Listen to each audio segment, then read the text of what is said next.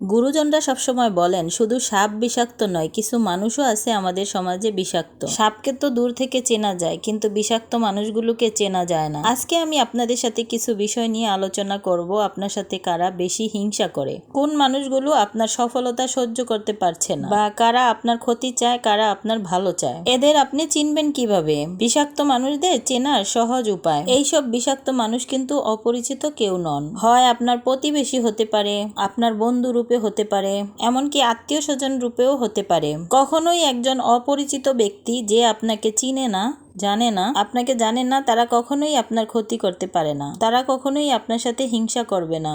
মুখে মিষ্টি আর পিছনে ছুরি নিয়ে ঘুরে এইসব মানুষ কিন্তু আমাদের আশেপাশেই থাকে। এদের আপনি চিনবেন কিভাবে? এদের চেনা কিন্তু খুব কঠিন কাজ। তার জন্য আপনাদের সাথে 5টি লক্ষণের কথা আলোচনা করব আজকে।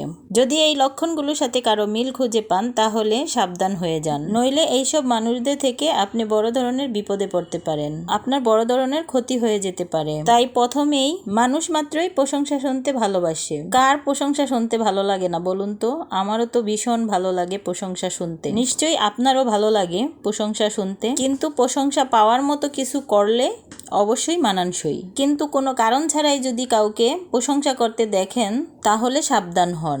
যদি দেখেন কোনো মানুষটি কোনো কারণ ছাড়াই আপনার প্রশংসা করছে, তাহলে বুঝবেন কোনো মতলব আছে। আপনার কাছ থেকে কোনো কিছু হাসিল করতে চায় সে, বা আপনাকে অপমান করতেও পারে। এমনও হতে পারে আপনার সাফল্য, আপনার সুখ, আপনার খ্যাতি এগুলো সে ভালো নজরে দেখতে পাচ্ছে না। মুখে খুব মিষ্টি বা হাসি নিয়ে আপনার সাথে কথা বলছে, কিন্তু মনে মনে বিষ ঢালছে।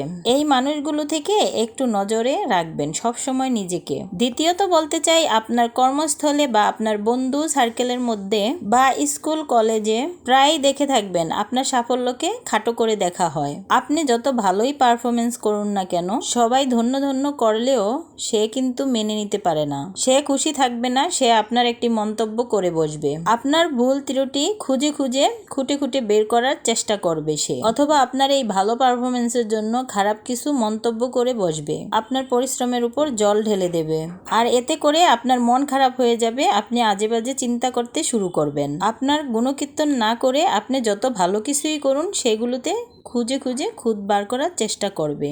এইসব মানুষ থেকে সবসময় নিজেকে বিরত রাখার চেষ্টা করবেন। এইসব মানুষ যদি আপনার মাথার ভিতরে একবার ঢুকিয়ে দেয় আপনার ওই ভুল আছে, এই ভুল আছে, তখন আপনি আজে বাজে চিন্তা করা শুরু করবেন। যারা পারিবারিকভাবে সুখী না, এদের সামনে আপনার পারিবারিক কোনো কথা ভালো মন্দ শেয়ার করবেন না, এতে করে হিতে বিপরীত হতে পারে। তো আজকের আমার এই ভিডিওটা কেমন লাগলো? যদি ভালো লেগে থাকে অবশ্যই লাইক, কমেন্ট এন্ড শেয়ার করবেন। আল্লাহ হাফেজ, আসসালামু আলাইকুম।